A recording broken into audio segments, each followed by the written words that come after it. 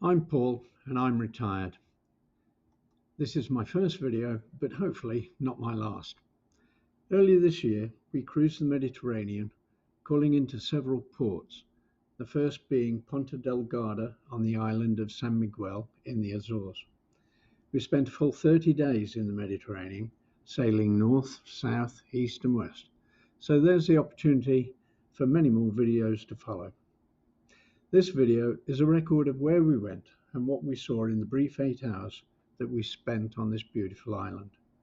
This is not a celebrity travel log, no fancy Michelin restaurants, no exclusive hideaway hotels, or lounging in an infinity pool sipping on cocktails. This is just us, ordinary folks, me, retired, together with Mrs. Semi-retired, checking a few places off our shared bucket list. Enjoy. Here we are, arriving at our first destination in the early hours of October the 18th, just before the city of Porta del Garda wakes up. By the time I start filming, our ship, the Volcano, had turned around and was reversing into the harbour, and at the same time was moving sideways towards the berth. We later became quite accustomed to the capabilities of this ship. When entering or leaving harbour, they performed pirouettes, U-turns, three-point turns and sideways slides into and out of the berths, almost as if they were showing off. Apparently, size doesn't equate to the lack of manoeuvrability of these modern boats. On this day, Mrs. Semi-retired and myself had not booked a cruise tour, so we teamed up with another couple, Liz and Arthur, to hire a local driver to take us around the island to see the sights. We negotiated a price with a guy called Hermano and headed off down to the street to his minibus. The minibus turned out to be a minivan of unknown provenance that lacked both suspension and windshield wipers, which would be needed once we got going. When he saw my camera, Hermano gave me quite the scowl. So it was into the minibus and off to our first mystery destination, along the southern coast heading east at breakneck speed. We had no idea where he was taking us, and it wasn't long before it started to rain. Lack of forward visibility didn't concern Hermano at all, but it made the rest of us quite nervous. We're driving along the southern coast heading east and have stopped to check out Lagoa beach. The coastline and beaches here comprise entirely of volcanic rock, crumpled into blocks and very difficult, if not impossible, to walk on. Fortunately though, at each stop on the tour the rain did cease and sometimes the sun came out. Happy days. The Azores are an archipelago of 9 volcanic islands way out in the Atlantic Ocean, 5 days sailing from New York, which was our port of departure. The islands are officially an autonomous region of Portugal, along with Madeira, which is further south and much closer to the North African coast. We'll visit Madeira on the return journey. The Azores are known for their stunning natural beauty, making them a popular destination for nature lovers and adventure seekers alike. Thankfully, the local municipality have provided nice new walkways and boardwalks between points of interest. However, our small group is happy to stick to looking at and appreciating scenery like this, with some mountain and lake vistas thrown in, and maybe some gentle volcanic activity to spice things up.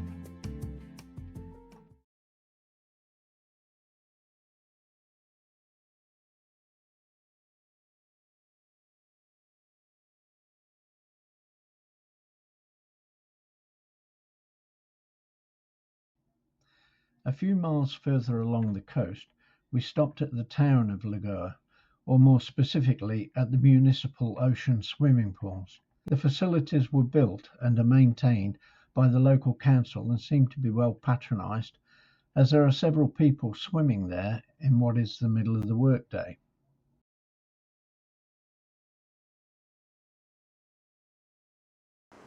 These are swimming pools where I guess you climb up on that and dive off.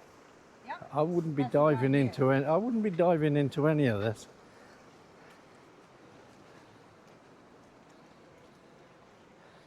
So you can swim in the ocean in an ocean swimming pool.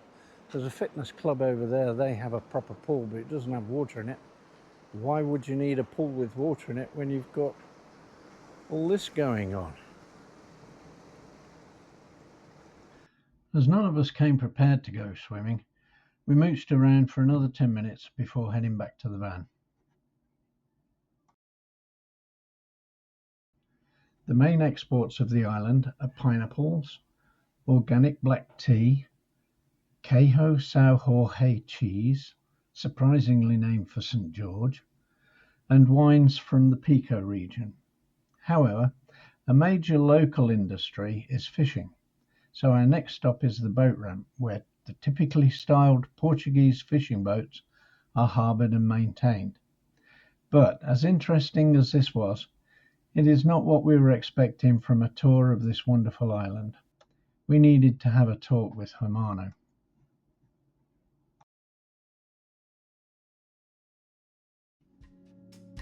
The talk with Hermano went pretty well, so for the next destination, he drove us up into the hills for some nice views of the coastline that we'd just travelled on, and promised us more variety and photo opportunities. He brought us to Franco de Campo and up into the hills behind the village to Ermida Nossa Senhora da Paz, or the Sanctuary of Our Lady of Peace. The village of Franco de Campo, with its fishing harbour and marina, is just below us. Villages like this are dotted all along the southern coast, and it's where I assume that the majority of the island's 135,000 people live. Porta del Garda alone has a population of 45,000, and that's a sizable chunk of the total population. I would have liked to have seen more of the chapel than this, but tackling those steps would have ruined the rest of my day. Being old really sucks.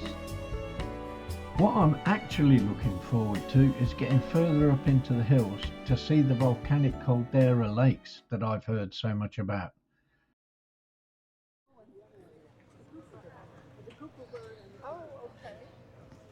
Right, here we are at Lagoa das Furnas, which is a crater lake. It's the first. Travelling further into the hills and mountains, we eventually arrive at the lake, Lagoa das Furnas. The small car park lands us right next to the geothermal area, made evident by the small puffs of steam and the smell of sulphur. Yellowstone or Focareva, this is not. No geysers, no mud pools or coloured terraces, just a flat, steamy, barren field. Nevertheless, this is definitely an active volcanic area that attracts visitors from all over the world, including us. Walking from the car park to the lakefront is hazardous. A bloke could easily twist or break an ankle on these tree roots, so it's advisable to keep your eyes down and step carefully.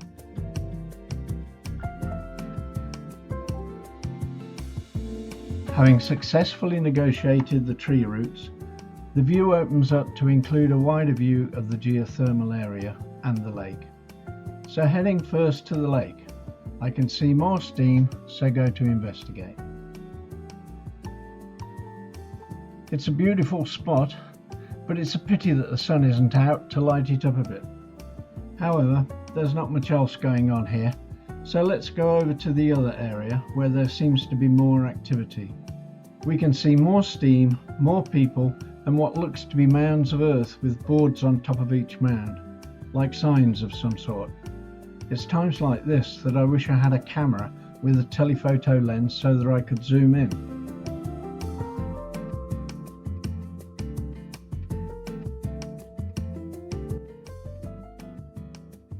But after asking someone who looks to be in the know, it turns out that the boards denote ownership of the mound on which it is planted. Apparently, local restaurants cook a regional dish here called Cozido das Furnas, which is basically a stew using the geothermal heat in a process similar to the New Zealand Maori pongi. The signs declare which restaurant owns the food buried below, so that makes sense. Each day, after several hours of slow cooking, the food is dug up and taken back to the respective restaurant. I bet it's delicious. Well, there's not a lot more to see here, except the beauty of the caldera lake itself. So we hang around a little longer before heading off again.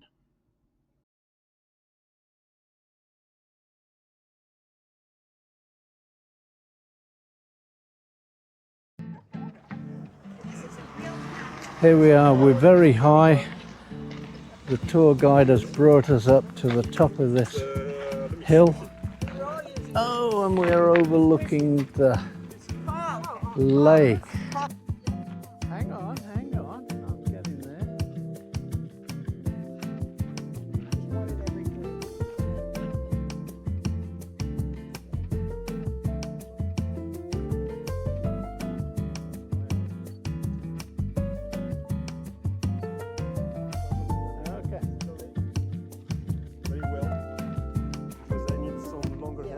Okay. Right, back to filming. We've come around in a big arc back to the lake where the geothermal was. So this is just a different view of the same lake. But now we've got a view of the countryside. Actually, it's quite complicated like this. No, we have. Just wait. So there we are.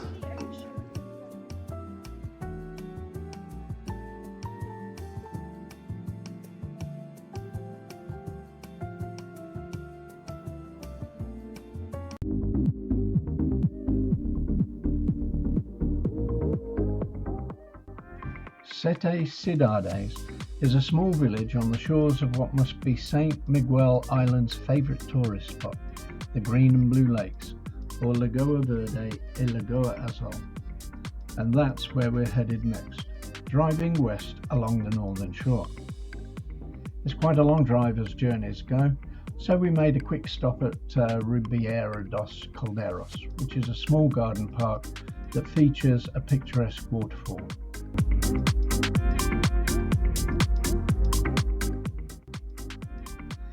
After Mrs. Semi-Retired had dashed off a few photos for the album, we moved on again.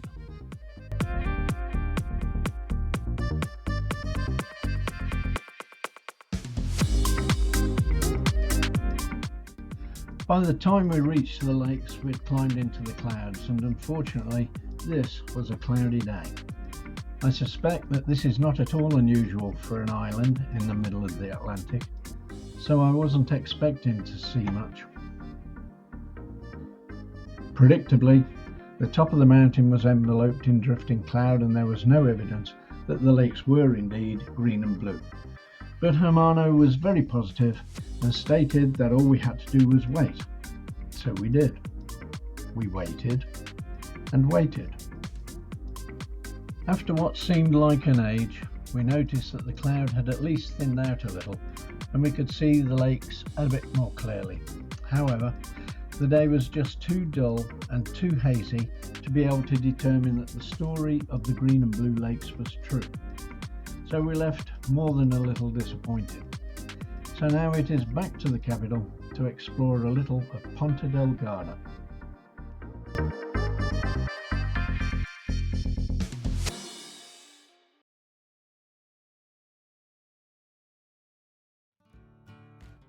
Hermano has dropped us off in the centre of town, so we're now left to our own devices as to where we go and what we do. The mood immediately brightens as we turn into this wonderful street with its black and white cobbles. Mrs. Semi-Retired is pointing out a barber shop, which is a joke with us, but just down the street there's even the ubiquitous Subway sandwich shop to cater to the more mundane appetite. Arthur got quite excited and his response elicited a chuckle. Actually, I could go a foot-long Swedish meatball myself just now.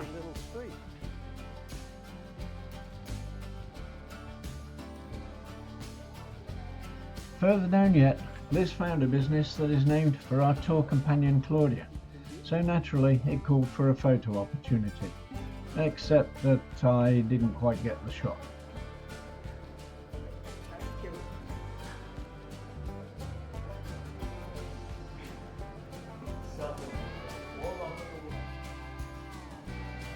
He was very nice. I liked him. I think we really lucked out. Yeah, he was very. I mean, I'm going to a lot of places. We lucked out as a group. We did. And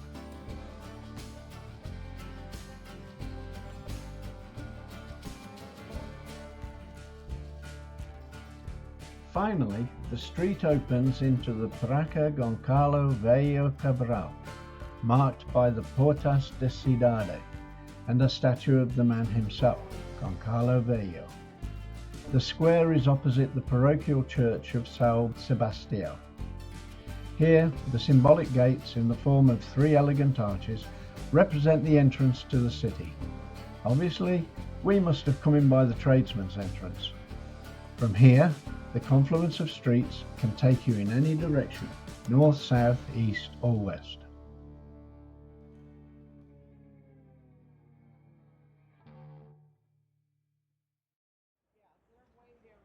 Okay, well, we're going to stand underneath the arches. It's here that we take another opportunity for a family photo.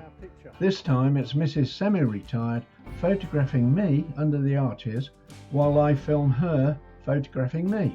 It makes for good memories.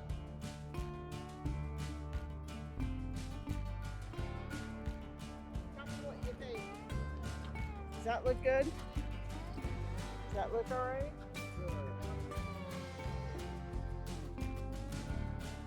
Making our way further west towards the 15th century municipal hall, the front facade of which faces the reflecting pool and monument of Archangel Michael, for which the island of São Miguel is named, showing the 2 staircases, 3 floors and bell tower out back.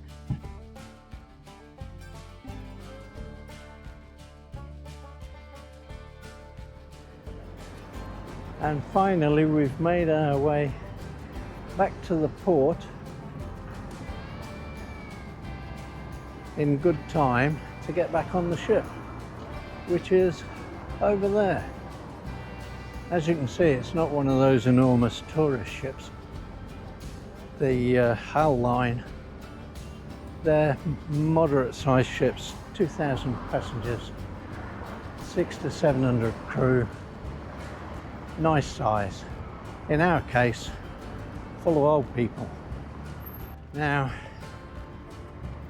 that bell tower in the distance there, just to the right of the big, presumably hotel tower, is where we started our little journey in Porta del Garda. Yeah.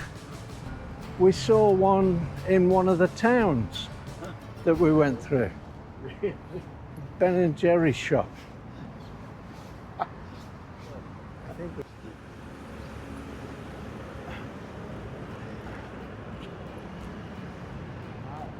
It's a tree. I know. I like it though. Yeah, it's lovely.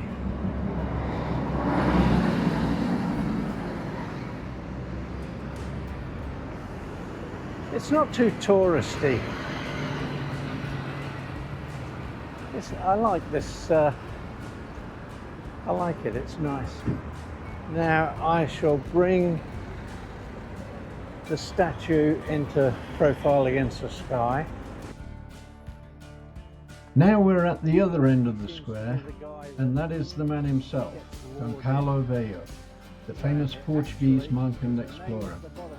He's credited with the rediscovery of the Azores and Santa Maria Islands, and later became the administrator of Crown lands here. I should have crossed the road for a closer look. In the background is the church of São Sebastião, also mentioned earlier. It's a sports court, it can be anything I suppose. All netted so that you don't keep losing the ball. Yeah, Interesting. The ubiquitous electric scooters and bikes. Haven't seen too many, in fact I haven't seen any around town in use actually. Unlike New York, they were everywhere.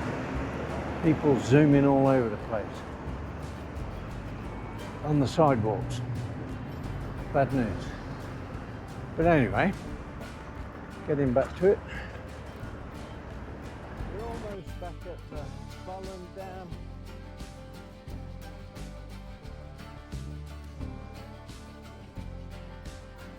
We're now on the final stretch of our return to the Volcanoes, and I take one more look at the harbour. The promenade and wharf area do look a little run down, even though it's apparently only 13 years old.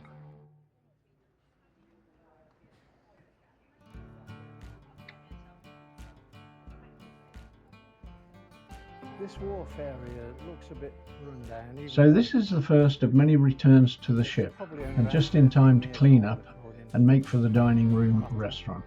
Yes, I'm ready for a good meal. We got a good shot of the Volcanoes. The Volcanoes has been our home for 6 days already, and will be for the next 5 weeks as we cruise the Mediterranean to visit many more ports and destinations of interest.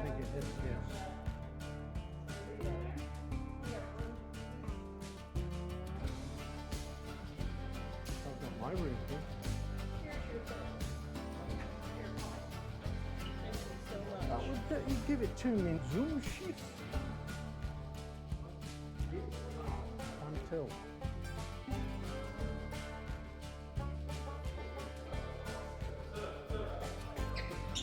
well, this is embarrassing, being scolded for trying to film in the customs hall. I must remember not to do that.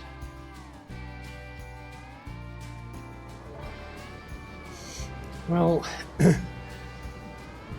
well, it looks like I was only just in time to catch leaving the island. Missed the actual sail away because we were in the dining room having gone all day without anything to eat or drink, so that was important. But I've managed to get out here. It's evening, and so the light's not terribly good. But at least I've got the last of the island as we leave it. So as you can see, there it is. The island of San Miguel in the Azores, the major island.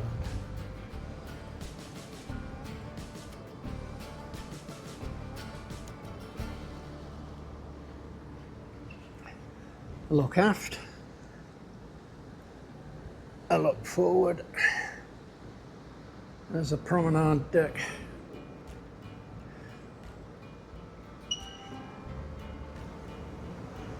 It's been a beautiful day.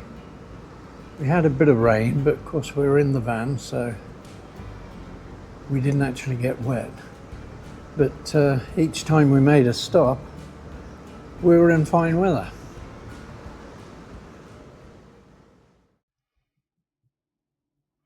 Well, if you made it this far, thank you for watching. If you think I should be encouraged to make more videos along this line, please feel free to like and subscribe. My next video could be in and around Cartagena, Spain. I'd never been there before, but I found it a fascinating city with both Punic and Roman ruins. Again, thank you for watching.